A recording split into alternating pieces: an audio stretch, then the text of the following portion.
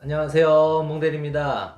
자, 한국은행이 최근에 또 기준금리를 한번 낮췄습니다. 자, 그래서 지금 0.5%까지 내려온 상태인데 여지껏 한 번도 경험해보지 못한 그런 최저금리라는 점에서 상당한 의미가 있어 보이는 그런 부분입니다. 자, 그래서 오늘은 금리를 주제로 해가지고 이야기를 한번 해보려고 하는데, 사실 이 금리라는 개념 자체가 우리 사회에서 미치는 어떤 그 영향력이라든지 이런 것들이 매우 다양한 분야에서 복잡하게 얽혀서 적용이 되는 부분이기 때문에 디테일한 부분까지 오늘 시간에 다 챙기기는 좀 어려움이 있겠습니다만은 대략적으로 기준금리가 뭔지 요 개념 한번 잡아보고, 기준금리는 내렸는데 도대체 왜 내가 받은 주택담보대출 금리는 왜 안 내려가는 건지, 이런 내용들 위주로 이야기를 한번 풀어보려고 하는 부분입니다. 자, 먼저 금리는 돈을 빌릴 때 지불해야 하는 이자의 성격이다 라고 할 수 있습니다. 자, 가게나 기업이 돈을 빌리고 그 빌린 대가로 이자를 지불하는 개념인 거죠. 근데 기준금리는 또 뭔데, 기준금리는 시중에 풀려있는 돈의 양을 조절하기 위해서 정하는 금리가 바로 기준금리다 라고 할 수 있습니다. 한국은행이 결정을 하고요,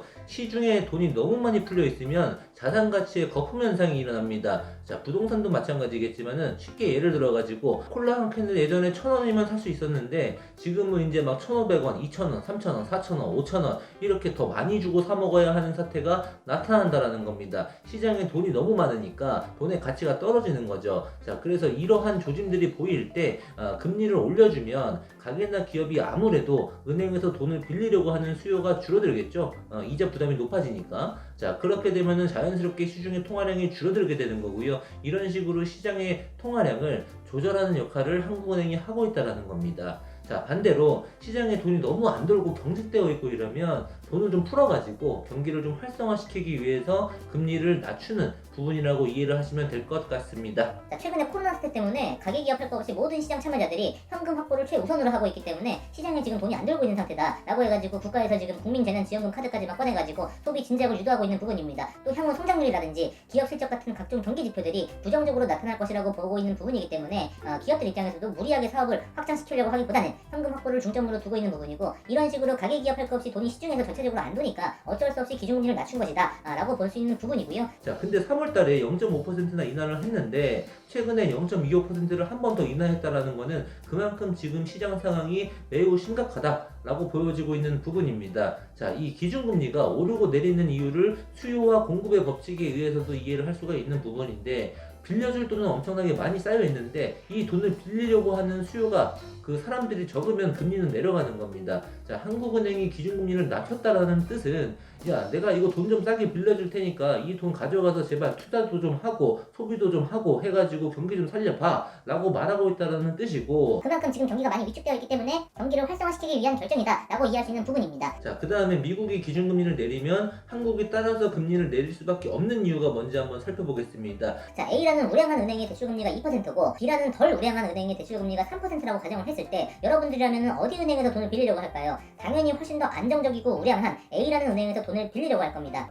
투자자 입장에서 봤을 때 미국하고 우리나라를 놓고 보면 당연히 미국이 훨씬 더 안정적이고 우량하다라고 판단을 하는데, 심지어 금리도 더 낮아? 그러면 우리나라에 투자할 이유가 없겠죠. 이런 상태라고 하면은 국내에 있는 외국인 투자 자본이 전부 다 미국으로 넘어가기 때문에 국내 주식시장 그대로 박살나는 거고요. 이런 사태를 막기 위해서라도 우리나라가 미국을 따라서 금리를 낮출 수밖에 없다라는 겁니다.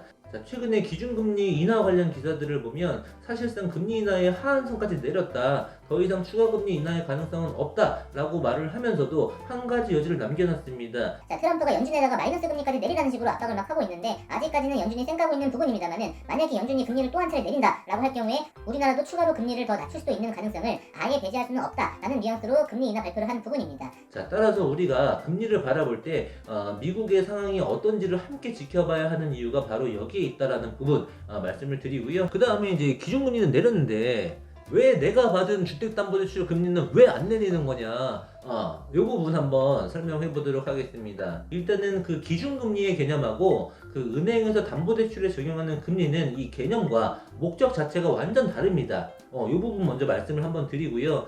은행에서 사용하는 이제 금리를 이해하기 위해서는 그 채권의 개념을 먼저 간단하게 알아야 되는데 이 복잡한 개념 같은 거 다 집어치우고 오늘 이 시간에는 하나만 알고 가겠습니다. 채권 가격과 채권 금리는 반비례한다. 요 개념이거든요. 그 채권 가격이 떨어지면 채권 금리는 상승한다 라고 일단 말씀을 먼저 드리고요. 은행에서는 자금 조달을 하기 위해서 다양한 종류의 채권을 발행을 합니다. 대표적으로 금융채가 있는 거고요. 이 금융채가 6개월, 1년, 3년, 5년 이런 식으로 만기를 달리해서 여러 가지 종류가 있고요.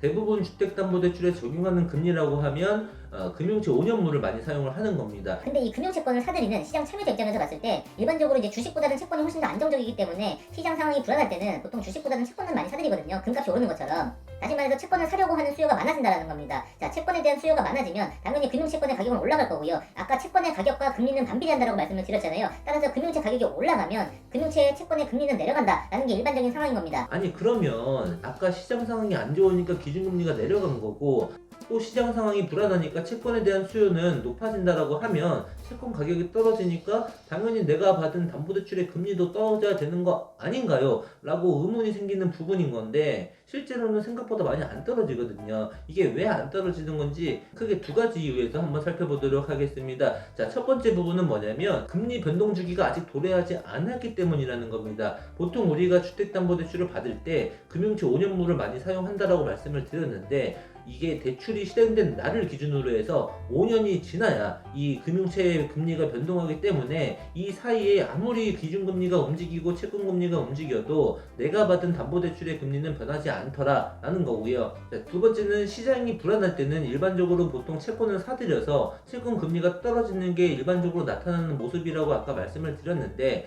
지금 같은 시장은 어떤 경우냐면 코로나 사태로 인해 가지고 안전자산이라고 여기는 채권조차도 팔고 무조건 다 현금화를 최우선으로 하고 있는 사태가 벌어지고 있다는 겁니다. 채권에 대한 수요가 늘지 않으니까 채권 가격이 올라갈 수가 없고 채권 가격이 올라가지 않으니까 채권 금리가 떨어질 수가 없는 그런 상황이 나타나고 있다는 거죠. 지금까지 금리를 주제로 해서 기본적인 내용 함께 살펴봤고요. 이게 좀 어렵기도 하고 풀어내자면 한도 끝도 없이 풀어내야 되는 주제를 가지고 최대한 좀 짧게 쉽게 설명하기 위해서 노력을 좀 했는데 잘 전달되는지 모르겠습니다. 지금까지 뭉대리의 사람 사는 이야기 함께 했습니다.